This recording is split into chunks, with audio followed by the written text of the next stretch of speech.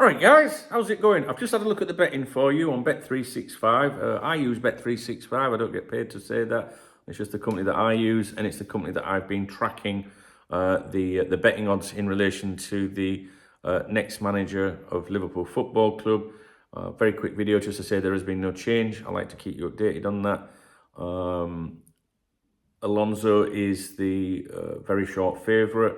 Ruben Amorim is the second favourite. Roberto De Zerbi is the third favourite, and Pep Lijnders is the fourth favourite, and the fifth favourite is Julian Nagelsmann. All right, so no change really. Very interesting that Pep Lijnders is still down there. He's come in twice, despite saying he's leaving Liverpool, and despite saying he didn't want the job and all that. If you believe that, you believe that I eat salads on a weekend. Do you know what I mean? Pep Lijnders for me is a candidate. I do think that, but I think he's what I would call a fallback candidate. If they don't get who they want, if things don't go to plan on that front, which you might say, how could that happen? Well, let me finish the sentence. If things don't go well on that front, then I can imagine them considering Pep Lijnders. So you might think to yourself, well, how could that happen? Well, let's just say Alonso didn't take the job. Ruben Amorim stays loyal to Sporting Lisbon. He might leave it too late, Ruben Amorim, because he's already said, to his president at the start of the season, if anyone makes any approaches for me, I don't want to know until the summer, until their campaign's over. So you've got two managers at Bayer Leverkusen and Sporting Lisbon saying, look, they've got serious business going on. They're trying to be professional. So if that happened and they stayed with their clubs or went elsewhere, what then? You then left with Julian Nagelsmann, which some people might think, well, no, you're not. You got Roberto De Zerbi, which I've struggled to warm to that idea. I don't think he would reject the job at all. So I also think that tells you something when you go, well, they'd bite your hand off.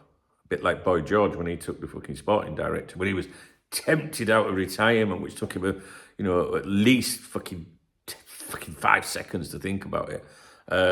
Whereas the difference with Michael Edwards, leave it with me, I'll think about it. That's power. That's because you are someone. Do you know what I mean? So yeah, De Zerbi would take it. Nagelsmann, has not. I don't think he's had a lot of traction for it, a lot of support for that suggestion. Good coach though. So you can start to see, like if the top two, Alonso and Amorim, don't get it, then you can start to see how Pep Lijnders does become a bit of a possibility. I think I did a video on here. Was it last week? I don't know. I definitely did a video about him last week. It was when I was doing the ones that say Club Source in the title last week. One of them, I think it had Lijnders or Pep in the title, Pep and Klopp or something like that. Have a nosy at that, because there was some quite good intel from Anfield, from a really good friend of mine on that front. Pep, would be up for it basically, which I don't think is a surprise anyway. So I'll save you watching the video.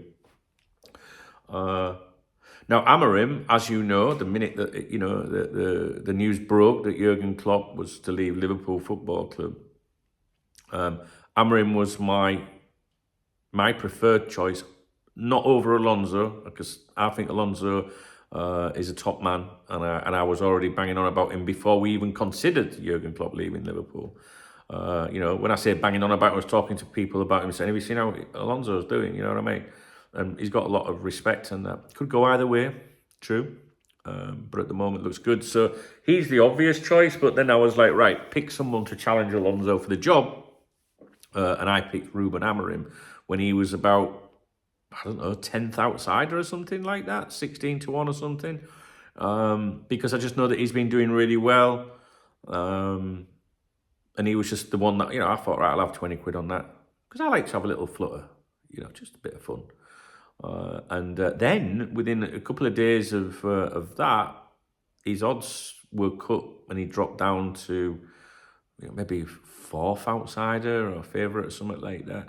And then became the second favourite. So someone somewhere has been putting money on him. They like the sound of it. they've heard something, I think, for the second change in price that made him the second favourite with Bet365.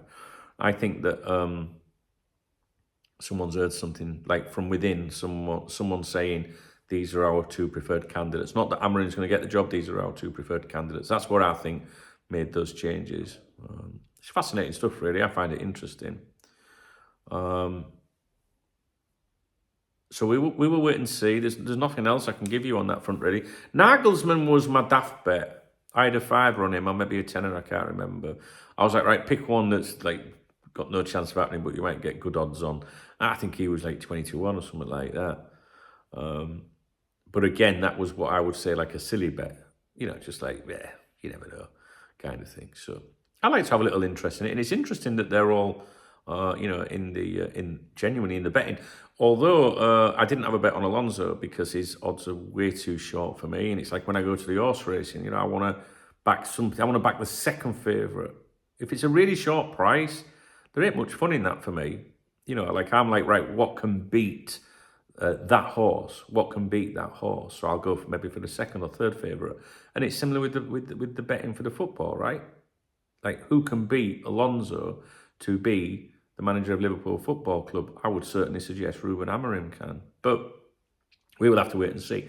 The good news is that, you know, hopefully this week we will see something on the sporting director front and the Edwards front and all that. I suggested, you know, I personally thought we might see this next week during the international break. I said from the 17th, 18th, maybe we will get confirmation then. But since I said that, we've seen things develop pretty quickly with these talks. Was it? I think it was in Boston, wasn't it? Edwards with John Henry and all that lot. So we should maybe see something this week. If we don't, next week, absolutely. But I think we'll get something fairly soon. It wouldn't surprise me if just out of the blue at some point we hear something. But once that's sorted, then we'll start looking at the managerial situation. And to be honest with you guys, I think when you get the confirmation, or when we get the confirmation about Edwards, whether he's taken the job, rejected it, whatever, I can't see how we can reject it personally, because Richard Hughes has already left his job to come. You know what I mean? So that should all happen. But I think that makes us even closer to securing the next manager of Liverpool Football Club. Now, I don't mean in a common sense way. The common sense way of looking at it is, well, we've got a sporting director now, Dunk, so they're going to start looking at the manager. No. Yes, but that's not what I mean. What I mean is, if FSG appoint Edwards and Hughes, they've already got their recommendations. They already know who Edwards thinks would be the right man for the job. So I would imagine that collectively, they're all ready now to try and make that happen. Even if we've been subjected to suggestions of, oh, Liverpool are looking at this, looking at that. It all depends who's saying it, right? But I don't think Edwards gets the job unless the ownership and everybody's all on the same page with the opinion about who the next manager of Liverpool Football Club should be, if possible. Does that make sense? So when they're appointed and then we start seeing like, now the hunt for the new Liverpool manager begins, I won't believe that. I reckon they've got already, right now, know exactly who they want it to be. Right now, all on the same page. So, yeah, I've gone off into a different video, but I wanted to record a different video about this, so I might have another go at that right now. So this video is supposed to be about the managerial situation, okay, and what's happening on that front. Well, it does tie in, doesn't it? Because yes, it doesn't matter. Okay, it will be another 20 minutes of me trying to work out what I said. If you appreciate the video, please thumbs up the video. If you have time and you've got an opinion, please leave a comment. You can hit the super thanks button to get me a coffee or a beer, however you want to look at it. Please read the video description, sign up to the newsletter, follow me on social media, because I'd love to connect with people that support me. And if you really want to make my day, become a Cop Talk VIP member, because that puts food on the table. Now, I know what you're thinking. You think you don't need any more fucking food on there. You've got enough VIP members. I've not. All right, guys, I'll speak to you in a bit.